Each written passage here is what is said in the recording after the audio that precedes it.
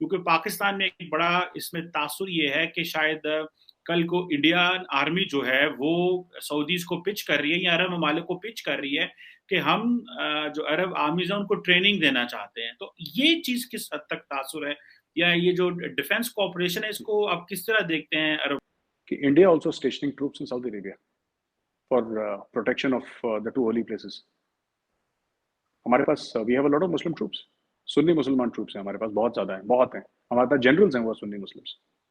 तो अगर इंडिया को ये है कि आपको 10 15 20 25 30 हजार बंदे डालने पड़े सऊदी अरेबिया, अगर अगर ऐसी कुछ बात है तो मुझे नहीं पता, I am not aware of such talks, but अगर है तो India can at a very very short notice, India wants to become a global super power, और इंडिया ग्लोबल सुपर पावर बनने की रास्ते पे चल चुका है। वो फासला बहुत लंबा है, वो फासला बहुत कठिन है, बहुत मुश्किल है, उसमें कई कांटे हैं, लेकिन इस रास्ते पे भारत चल चुका है। और ये सब जो आप देखते हैं, जयशंकर साहब यहाँ जा रहे हैं, वहां जा रहे हैं, इससे बात कर रहे हैं, ये सब कर रहे हैं, that is all because of the क्या इसराइल और यूएई की है। बहुत सारे लोगों का कहना ये है कि इंडिया जो है वो इसराइल के और मुस्लिम वर्ल्ड के जो करीब हो रहा है, दैट इज टू अंडरमाइन वो जो ओआईसी की जो एक सुपीरियर जाएगा मामला हिंदुस्तान पाकिस्तान के ताल्लुकात किस तरफ जाएंगे? एहतशाम साहब, ये जो है ना, ये सिर्फ रीजनल या बायलैटरल मामला नहीं है। इस वक्त भारत के पीछे मगरब मौजूद है, जिसके पीछे अमेरिका मौजूद है, जिसके पीछे यूरोपियन यूनियन मौजूद है, जिसके पीछे ऑस्ट्रेलिया है, जापान है। कि इस वक्त अमेरिका के अंदर भारतीय इन्फ्लुएंस, उनकी लॉबी और भारतीय डायस्पोरा का प्रेशर इतना ज्यादा है कि आप सोच नहीं सकते। और भारत ने अमेरिका को यह बावर करा रखा है कि साउथ एशिया के अंदर अमेरिकन इंटरेस्ट जो है वो सिर्फ चाइना ही उसको, सिर्फ भारत ही उसको प्रोटेक्ट कर सकता है। और चाइना के खिलाफ भारत ही एक इफेक्टिव कंट्री अमेरिका को वो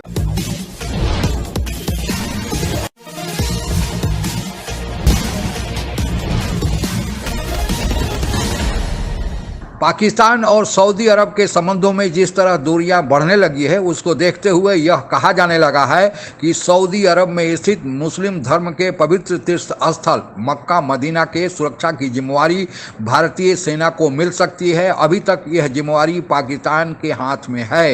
यह भी बताया जा रहा है कि जिस तरह भारत का मुस्लिम दुनिया के देशों के साथ संबंध बढ़ रहे हैं, यह भारत के मिशन सुपर पावर का आगाज है।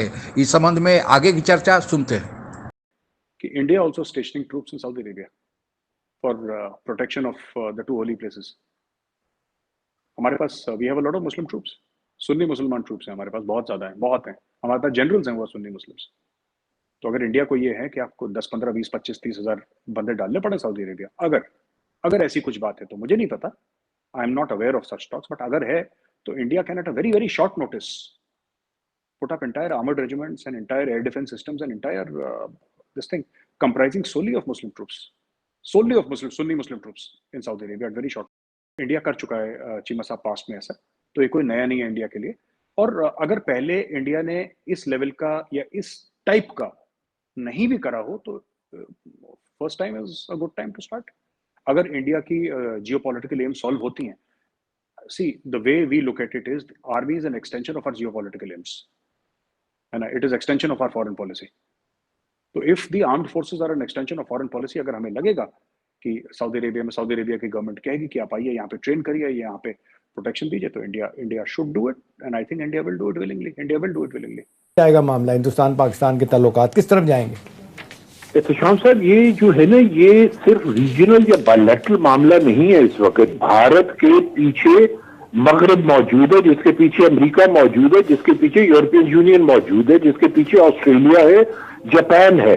आप ये देखें कि भारत ने यूएसए, ऑस्ट्रेलिया, जापान के साथ मिलकर इंडियन ओशन पे कंट्रोल करने के लिए आज से कुछ बरस पहले जो उन्होंने एक फोर्स बनाई थी, क्वाड्रिलेटरल फोर्स। भारत की तो जो ख्वाहिश है वो ये है कि अपने आप को सुपर पावर बना ले। उनकी जो डिजाइन है वो बड़े हैं। जियोपॉलिटिकल एम्बिशंस क्या हैं मिडिल ईस्ट में या सऊदी अरब में? मुझे लगता है कि चीमा साहब, ठीक है, और वो एम्बिशन मीट करने में बहुत समय लगेगा। We need a lot of support, we need a lot of luck, we need a lot of money, we need a lot of effort, but India wants to become a global super power, और India global super power बनने की रास्ते पे चल चुका है। वो फासला बहुत लंबा है, वो फासला बहुत कठिन है, बहुत मुश्किल है, उसमें कई कांटे हैं, लेकिन इस रास्ते पे भारत चल चुका है। और ये सब जो आप देखते हैं, जयशंकर साहब यहाँ जा रहे हैं, वहां जा रहे हैं, इससे बात कर रहे हैं, ये सब कर रहे हैं, that is all because of it's not just related to the Middle East. हमारी आर्कटिक पॉलिसी भी है। We are sending expeditions into the Arctic, मतलब हम चाइना से भी एंगेज हो रहे हैं, अमेरिका से भी एंगेज हैं, यूरोपियन यूनियन से भी। हमारा अफ्रीका में एक सिग्निफिकेंट इन्वेस्टमेंट जा रहा है। अफ्रीका में we are starting infrastructure, we have already started infrastructure projects. Afghanistan में चल रहा है। हर जगह, मतलब कोई ऐसी जगह नहीं है कि जहां पे आपको इंडियन प्रेजेंस ना दिखे।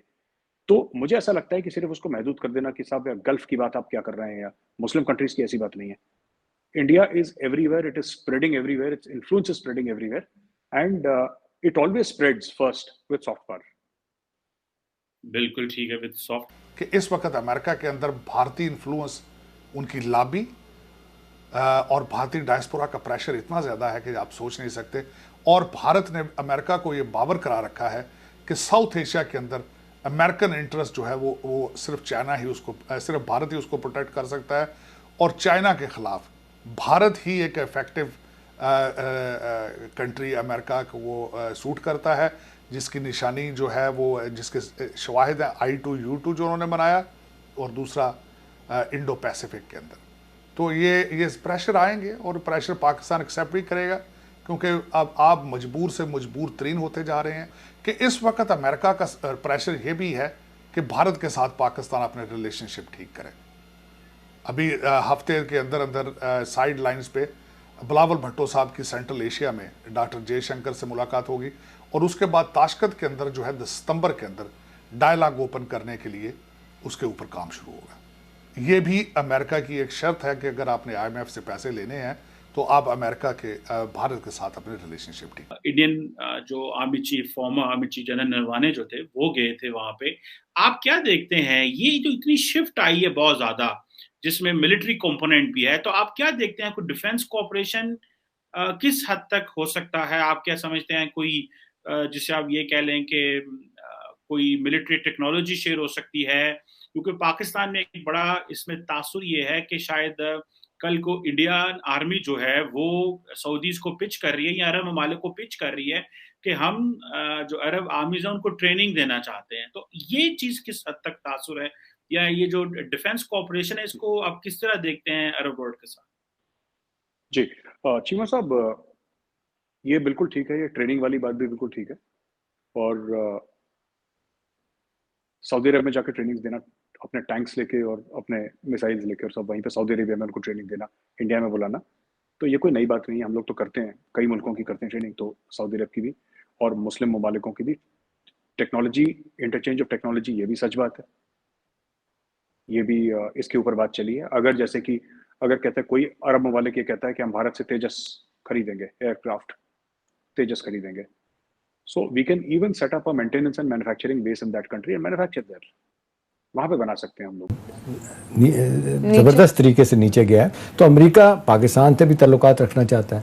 हिंदुस्तान से मामलात, उनका कमर्शियल और ट्रेड रिलेशन उनके बहुत ज़्यादा अहमियत वाले हैं, उनको बहुत ज़्यादा उनकी ज़रूरत है। सो कॉल्ड डेमोक्रेसी सबसे बड़ी वो है, जमहूरियत है, लेकिन जिस तरीके से उनके बिजनेस और इकोनॉमिक इंटरेस्ट हैं उनको मजबूर करते हैं कि उस तरफ जाएं, हिंदुस्तान से ज़्यादा ताल्लुकात रखें।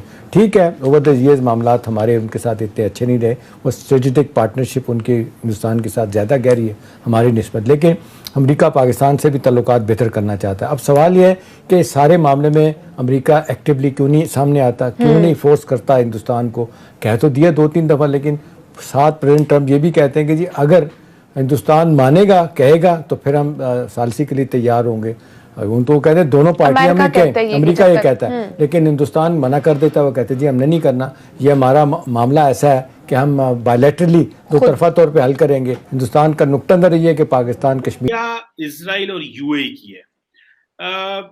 बहुत सारे लोगों का कहना ये है कि इंडिया जो है वो इजराइल के और मुस्लिम वर्ल्ड के जो करीब हो रहा है, दैट इज टू अंडरमाइन वो जो ओआईसी की जो एक सुपीरियोरिटी थी, या ओआई का जो एक अपर हैंड था कश्मीर के ऊपर, उसको लेकर के वो इस तरह कि एक तो यूएई और जो बाकी मिडिल ईस्टर्न ममालिक हैं उनको न्यूट्रलाइज करो, और दूसरा एक कहा गया था कि इंडिया जो है वो इजराइल मॉडल लेके आ रहा है। इंडिया की गुडविल बहुत है, चाइना की गुडविल नहीं है। चाइना के पास पैसा हमसे बहुत ज्यादा है, इसमें कोई शक नहीं है चीमा साहब, पर चाइना की गुडविल नहीं है किसी के साथ। चाइना का ट्रांजैक्शनल रिलेशनशिप है, हम ये पैसा देंगे तुम ये कर लो, हम ये पैसा देंगे ये कर लो। हमारा ऐसा नहीं है। हमारा ये तुम पैसा भी ले लो हमसे, हमारे पास ज्यादा पैसे नहीं, पर जितने ले लो हम तुमसे कुछ करवा भी नहीं रहे। So what we have done is China has bought land, we have bought goodwill. Afghanistan में देखिए हमारी गुडविल है, श्रीलंका में हमारी गुडविल है। ऐसे कई छोटे बड़े मुल्क हैं जहां पे हमारी गुडविल बहुत ज्यादा है।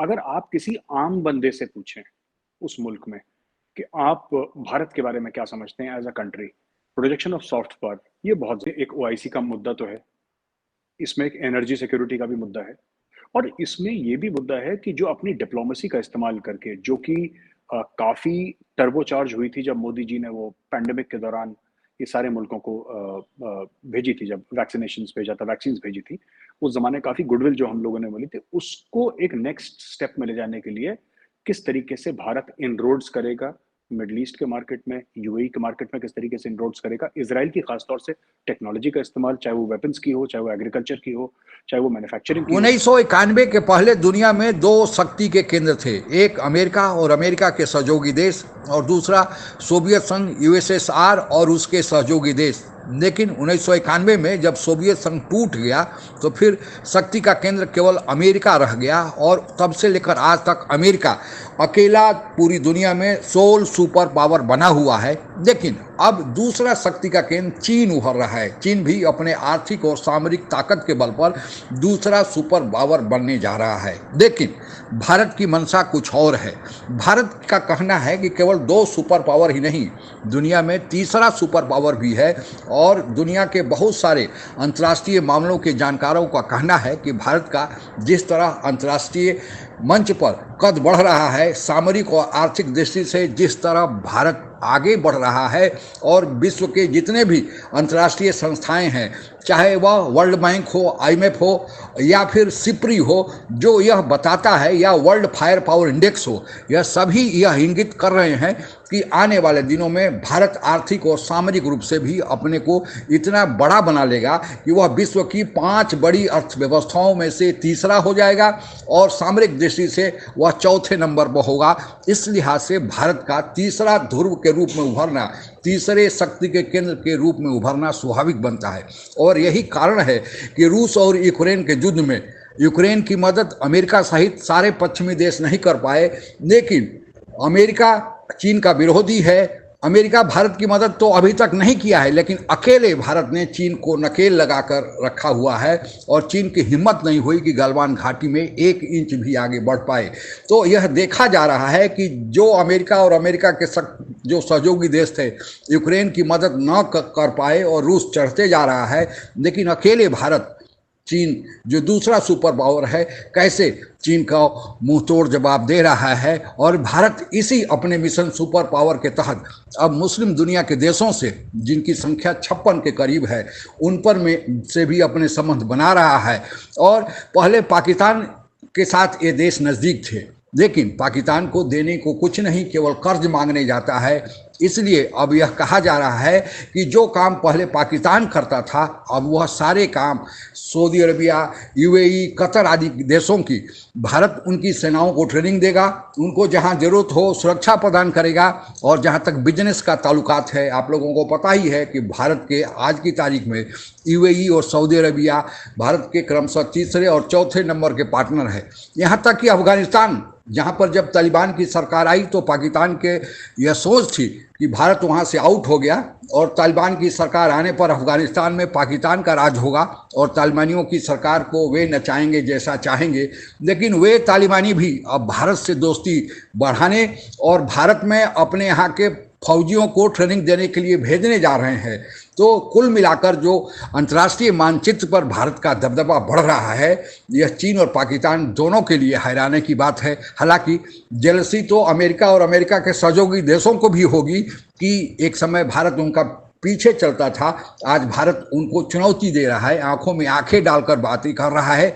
लेकिन उनकी व्यवस्था है, क्योंकि अंतर्राष्ट्रीय रंगमंच पर कुछ शक्ति का केंद्र ही ऐसे बन रहा है कि दोनों गुट चीन और रूस या अमेरिका और अमेरिका के सहयोगी देश भारत को अपने पाले में करने में लगे हुए हैं। यही कारण है कि रूस सस्ता तेल भी दे रहा है और अमेरिका S-400 रूस से खरीदने के कारण जो तुर्की पर प्रतिबंध लगाया, लेकिन भारत से वह प्रतिबंध उठाने का कानून बना रहा है। आज के लिए बस इतना ही। जय हिंद। आप अगर हमसे जुड़ा रहना चाहते हैं तो कृपया मेरे चैनल को सब्सक्राइब करें तथा बेल आइकन भी दबा दें ताकि नई वीडियो की जानकारी तुरंत आप तक पहुंच जाए। धन्यवाद। जय हिंद।